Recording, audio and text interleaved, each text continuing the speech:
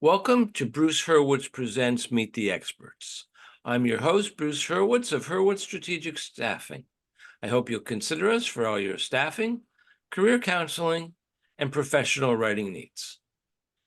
Momentarily, I will be joined by Stephanie Feger, and we'll be discussing how a book can tell your business story. Meet the Experts is sponsored by P&K CPAs. P&K is a full-service accounting firm. They provide accounting and consulting services to businesses ranging from startups to small and mid-cap companies to nonprofits, as well as high net worth individuals. Contact them today for a free consultation at info@pk-cpas.com or call them at 973-882-8810. They will be happy to be of service. Stephanie, welcome to the program. Hi, thanks so much for having me. I'm so glad to be here. It is my pleasure. Please take a moment or two and introduce yourself to our viewers. Well, you did a great job in pronouncing my last name, which is a rarity, friend. But my name is Stephanie Feger. I am the owner, founder, and chief strategist of the Empower PR Group, which was born out of a need that I found when I published my first book, where people were coming and flocking to me saying, Stephanie, how do you know how to market a book? And I realized that my background is in marketing, but my book had nothing to do about marketing. And so people couldn't understand how those two could collide. And so the Empower PR Group was built and continues to grow to help authors ensure that they're writing a marketable book from the beginning, that they know how to launch their book to success. And then the part that many people forget is this hat of authorpreneurship that they get gifted when a book comes out.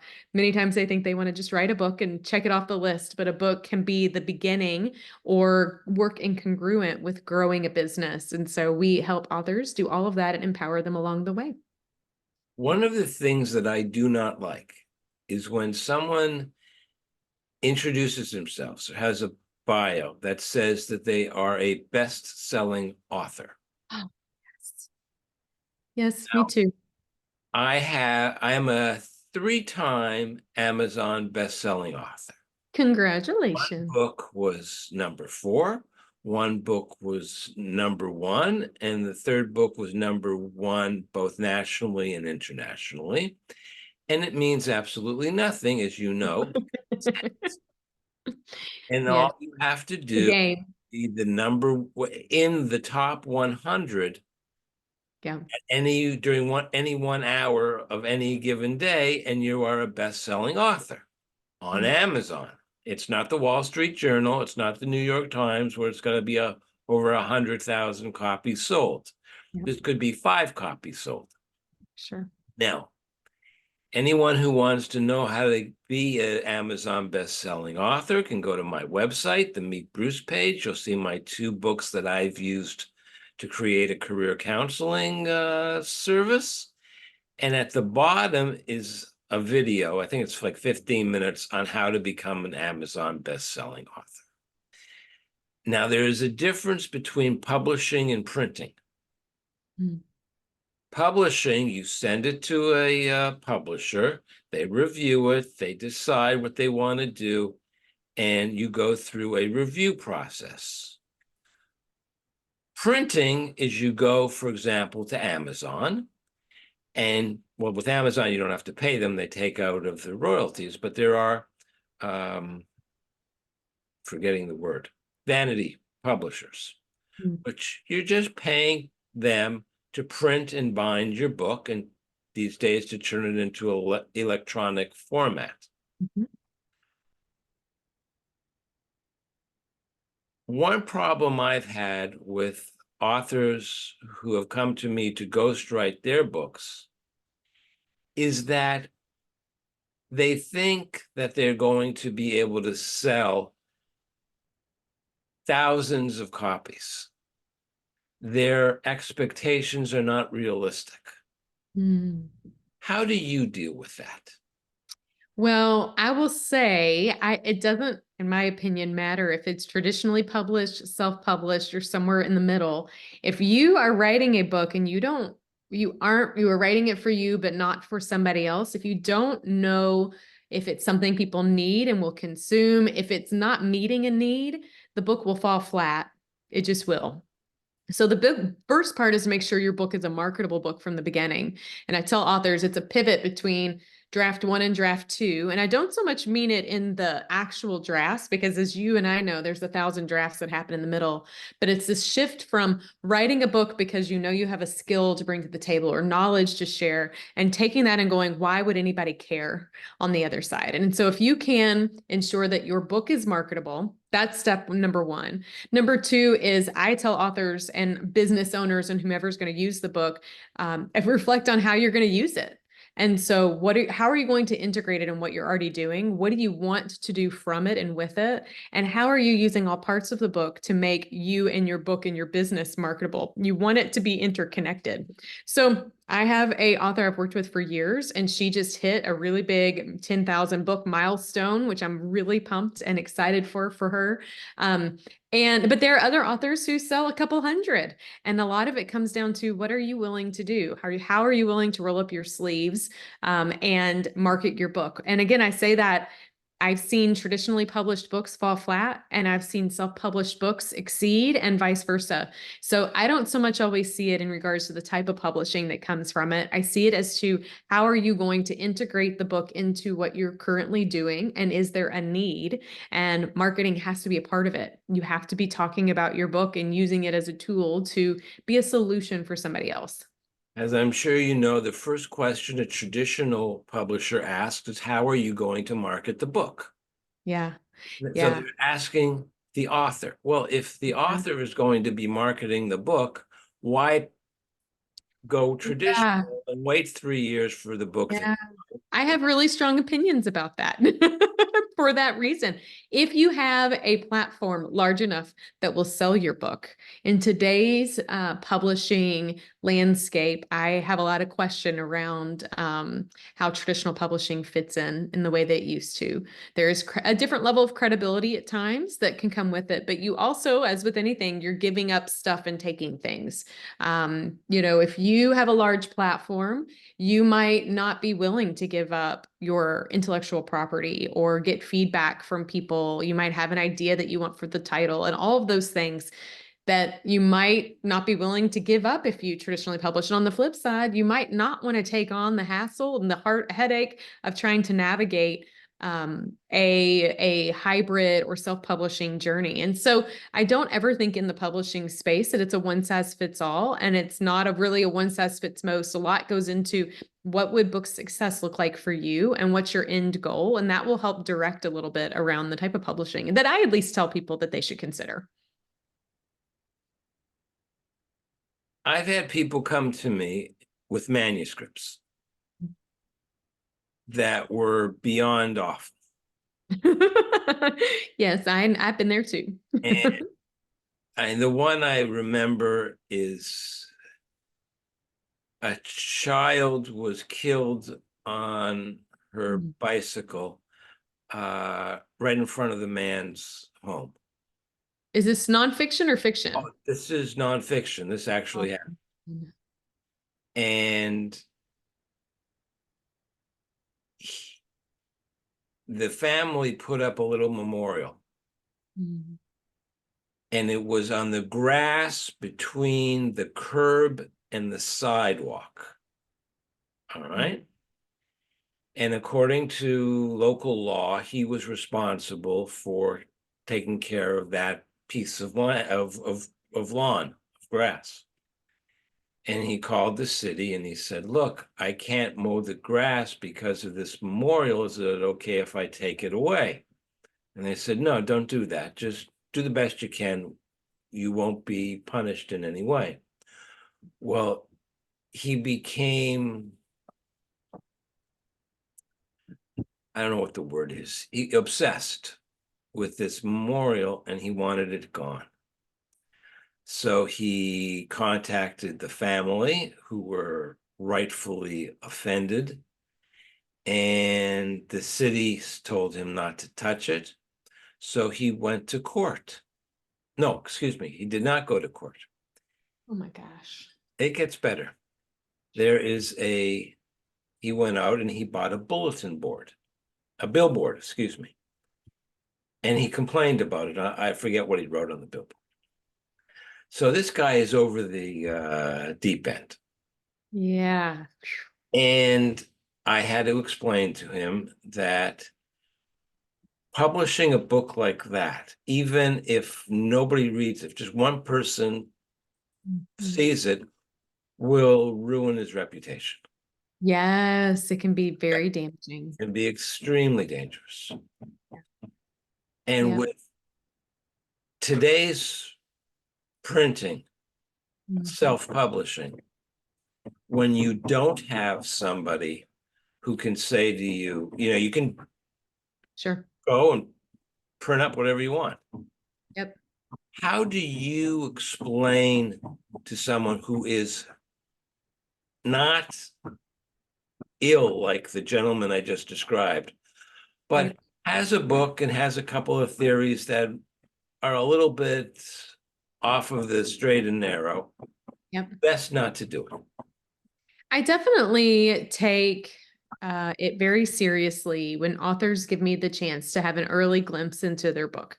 I know that it takes a lot to bring a book to life. That's a very vulnerable experience.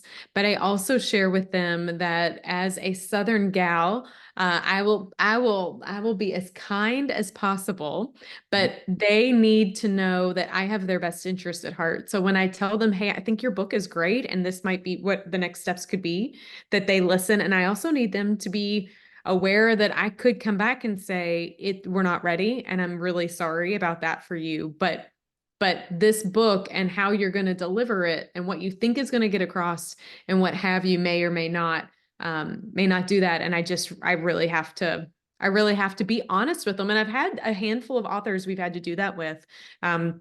A couple of them come to my mind, and because the other part of it is, in today's self-publishing world, not everybody takes the feedback you give, right? And so some of the people I've worked with, I've given that feedback, they didn't like it, and then they chose to do something else, and that's great.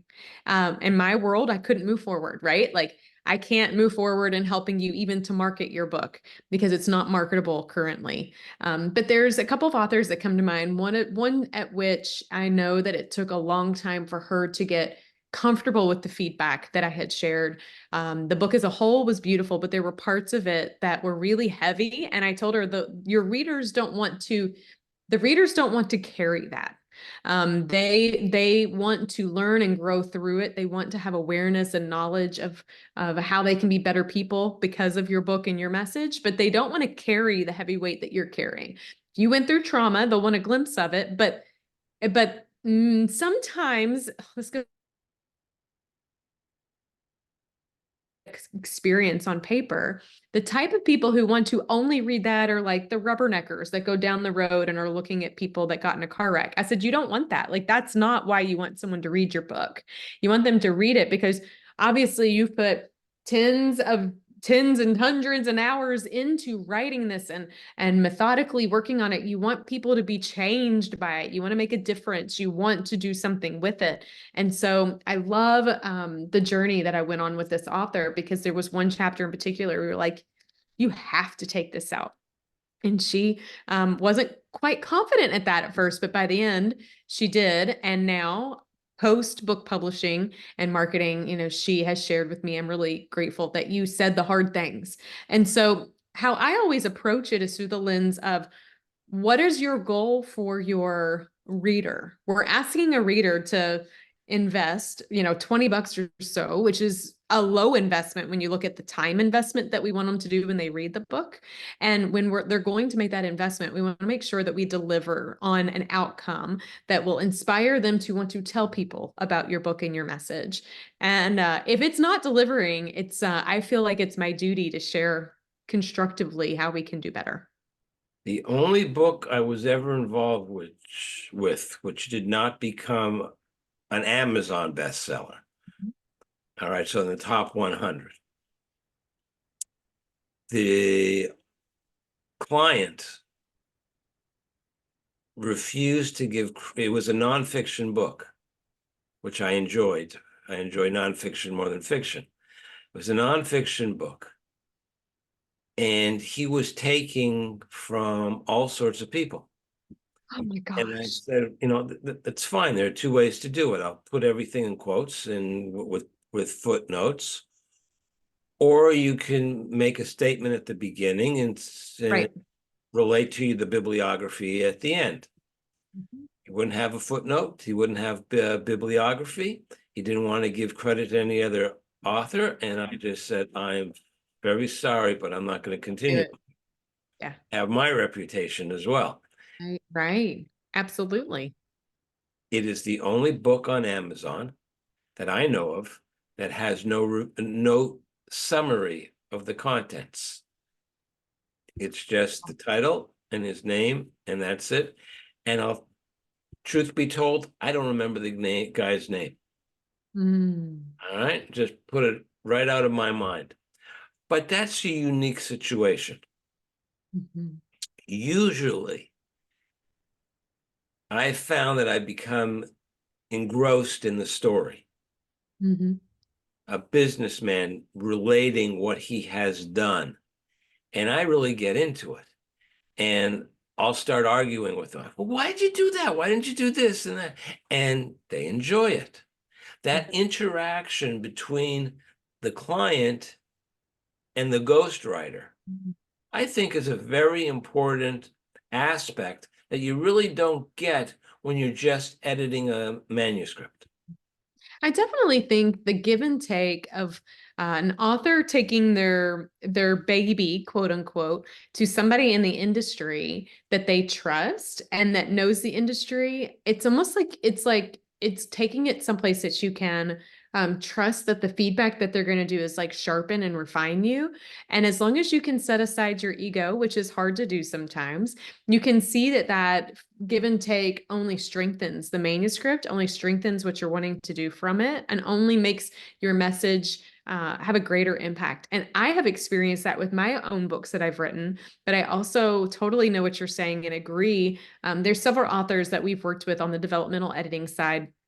And I remember one in particular that I was like, your book's great, but it didn't deliver what you said, what you had promised. So what can we do better? And what came from it was something so special. And she would be the first to say, like, oh my gosh, I never thought about it. It's why authors do beta readers or editorial boards, et cetera. But that's a different type of individual, right? Than someone in the industry. But we need to get feedback before the book goes out, because what we might think is fantastic may have missed something really, really big. And to your point earlier, writing a book can be game changing for where you want to go and for your business. But writing a book can be game changing in a negative way if it's not done at the professionalism that you and your message deserve, and at the quality and overarching kind of connectivity to what is going to really push you forward as a thought leader. Without a description, if someone goes to that book really looks like it was an afterthought. Or I've had authors come to me before and go, oh my gosh, I uploaded my book. I did a self-publishing thing. I uploaded, I don't have a copyright page. I don't have this. I'm like, how did you upload it? And they're like, through a Word document. And I'm like, just because you can doesn't mean you should. And just because we have beautiful options for self-publishing, and I do love self-publishing for authors, I do still think you got to go and talk to people who understand it. I mean, a friend of mine in the industry says, just because I could go to the store and get all of the things I need to do plumbing work in my home doesn't mean I do. So you have access, and that's a wonderful thing. But I highly encourage people who want to see and use a book to build and grow a business, or share a message, or elevate them as a thought leader, to align themselves with experts in the field that can help them do that professionally, that's in alignment with really what their brand looks like and should look like. You said something very insightful and very true. You referred to the book as the person's baby. Yeah, it is. It certainly is. And while the gestation period is usually a lot longer than Just 9 months. Yeah. when it's over and you get the hard copy, be it traditional or self-publishing, all of a sudden there's there's an emptiness. There is. How do you help your authors get over that? Oh, there is. Actually, this is one of the reasons why I am a ongoing author myself. I don't want to ever forget what it's like to experience the highs and lows of the publishing and marketing journey. Plus, I have 1,000 books in my head. So maybe until those run out, I'll keep writing and publishing. But a couple of pieces of advice that authors or that I have received in my book marketing journey and over time that I've kind of noodled on have come to life, and I tell my clients this. The first part is there's such a buildup to the publishing.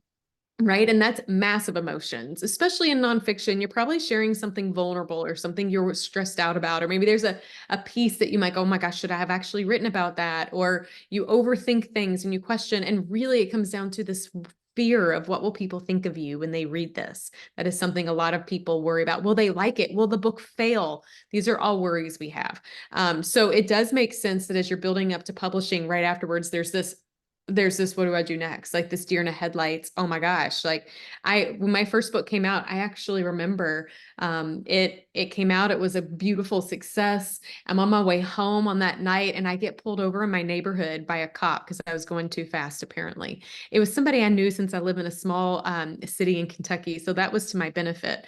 But I looked at the police officer and they're like, you're driving too fast. And I just started crying and they're like, what's wrong? I'm like, I am so overwhelmed. I just don't know. I'm so sorry. And when I got home, I told my husband and my book launch team, I told them about this. And I said, I didn't realize all the emotions I was feeling leading into this. I mean, I didn't get a ticket that day, thank goodness. But on top of it, it was one of those things where I'm like, I was just like a bomb about to explode, right? So the other part is on the other side, there's this like, you did it all. And now it feels like a waiting game. And it's not. It's writing the book is hard, publishing the book is hard, marketing the book's hard. Nothing about the book journey is a walk in the park. But if you if you looked at it all at once, you could get overwhelmed and never start. So the piece of advice I give authors is don't look up, look down, know where your goal is. You want to get to the peak of the mountain, and whatever that is, success for you, that varies author to author. Maybe it's just publishing the book. Maybe it's selling 10,000. Maybe it's starting a business, getting on stages, whatever. Know that's your goal and say, all right, I know that goal. And then I'm going to look at my feet and I'm just going to focus on methodical movement, right? So every day I'm just going to move, going to keep moving down the path and trust people, trust my guide to get there. When you do that, if you have somebody guiding you down the direction that you trust and that supports you, you will get where you need to be without realizing you probably have to hit several mountain tops, right? Like you get to one top and you look and there's a whole mountain range. So if you look up all the time, and that's good to know that you have a goal, it could be overwhelming. So I say just kind of look at your feet. The other piece of advice, because marketing in and of itself overwhelms authors and they don't know when to do it and they're stressed by lots of different things, is I say, this was a piece of advice that was given to me. And they said, your book is not a banana. It's not going to sit on your counter and grow gnats in 3 days and you have to toss it away, right? Your book, I added this part, is more like, a can of sodium infused peas in your pantry. Your book has a much longer shelf life than you think that it does. So we have these feelings like we have to do it all just right when the book comes out. And yes, there's a lot that you can do when the book comes out that's really great. But the most successful books are because authors are doing two things on an ongoing basis. They're showing up and they're being consistent. They are prioritizing and using their time in the best way daily, and they just keep moving. They're not stopping. They didn't see that when the book came out, that's okay, now I can breathe. They see that's just the beginning of including and utilizing their book and their message to help reach the right people. And that's where I'm like, if you got to take a couple of months and take a deep breather and you didn't touch your book, that's okay. It's ready for you when you're ready. And that relaxes me, but it relaxes some other authors too. On that note, and there's no way you could have seen what I had written down. No. You deal with writer's block. Writer's block. Okay, so I will tell you, I know writer's block deeply, but I also am what I call like an inspired writer. So me personally.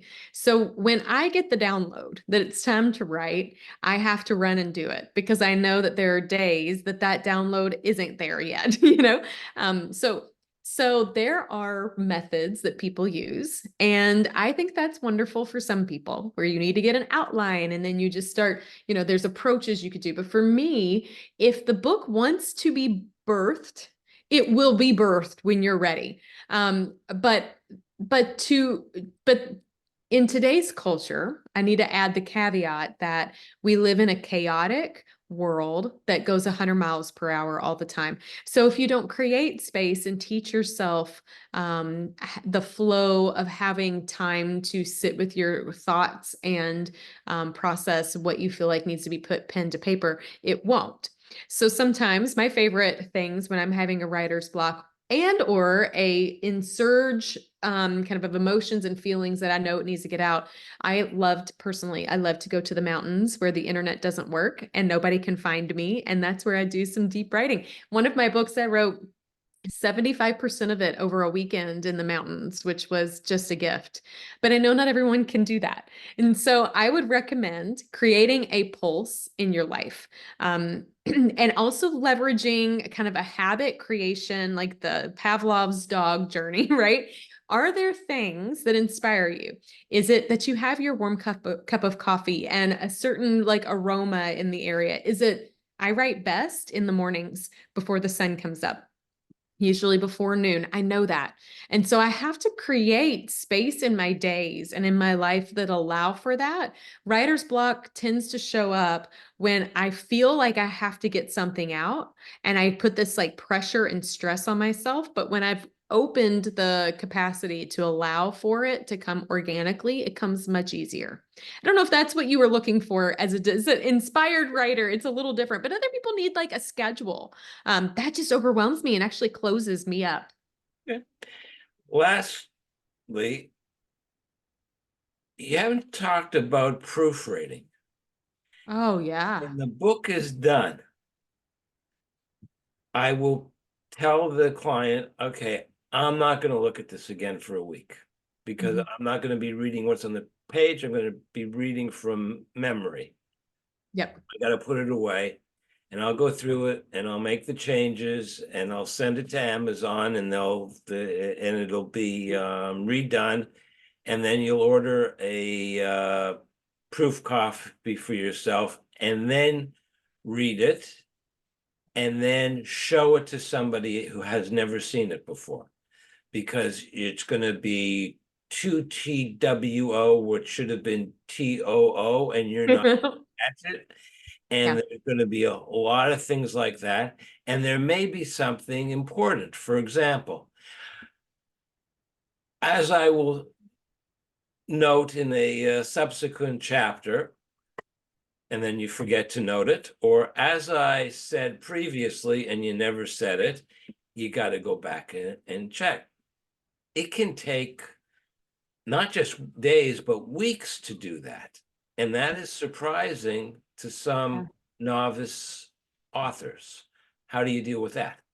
Well, I think that there's some non-negotiables. I don't care what kind of publishing style that you approach you use, that every author should have to ensure you have good quality books. I think you need a professional cover. I think you need professional layout. And then I think you need copy editing and proofreading. Like, I just think those are investments you should do or the publisher should do. But you bring up some really, really valid points. The copy editing in like that process, if they don't have a ghostwriter or even if they do, that'll catch some big things. But the moment a book goes into layout, anytime a human touches the book, it creates an opportunity for error, and it will happen. It will happen. The other part is, you're exactly right. We read our books so many times, our brain just fills in the sentence. So I recommend, obviously, getting somebody who's never read your book to do proofreading. I also recommend that you actually print your book out. So not everybody does the approach you do with a proof copy. Some might go another direction, but print it and hold it. That is so different from looking at it on a computer screen. Excuse me. And then you want somebody who hasn't seen it. Usually I have my husband take that last look because he's really, he knows enough about me, but he knows nothing about what I've written, and he's not going to put stuff in, and he can ask those hard questions like, I'm confused. And to me, I'm like, it's not confusing. He's like, no, this is confusing. Another approach that that some people do, I don't do, is actually to read your sentences backwards. I would not read the whole book backwards. Yeah, Right. But like as you're navigating to make sure you don't miss something, I mean, it does take time, and this will feel like at the part of your book journey when you're like, just get the book out. I'm tired of the book at this point, right? Don't trust the process. Who would proofread every word backwards. You knew somebody? Yeah. Oh my gosh. And she was a lovely person. And I'll just read your biography. emPact, author, there make authors nonfiction, help to market. I just wanted to kill her because she would read, and all she's doing is checking each word for a typo. Right. She's missing the meaning of the sentence. So TOO is perfectly all right, except if it should be TWO. Yep. But Yep. we're near the end. We're past the end. I've enjoyed this immensely. Dude, thank you. Before I ask the final question, well, I'm going to ask the final question. I just want to put up your contact information. And this is the final question. Is there anything that I didn't ask you which you wish I had asked you? And if I had asked you, what would you have said? Oh, I love that question. Well, I find that book publishing, writing, marketing, all of that stuff is really overwhelming for people if you've never done it. And I say, if you feel yourself overwhelmed, take a deep breath and know you're amongst the majority, because that most people, they only do this once in their life. So don't let that immobilize you. Instead, seek guidance and support for people who have been there, done that, and are happy to share it. I do run the Empower PR group, and one of what I call my nonprofit arm, Bruce, I come from background in nonprofit, is I love pouring into people. And there's a couple of ways that I do that. We have a podcast called the Empowered Author Podcast, which is meant to give some insights for authors in more in-depth in parts of the marketing and the book writing process and the book publishing process. But I also offer free 15-minute chats for anybody that goes to the Connect page on my website. You'll get a link to my calendar if you fill out that little form.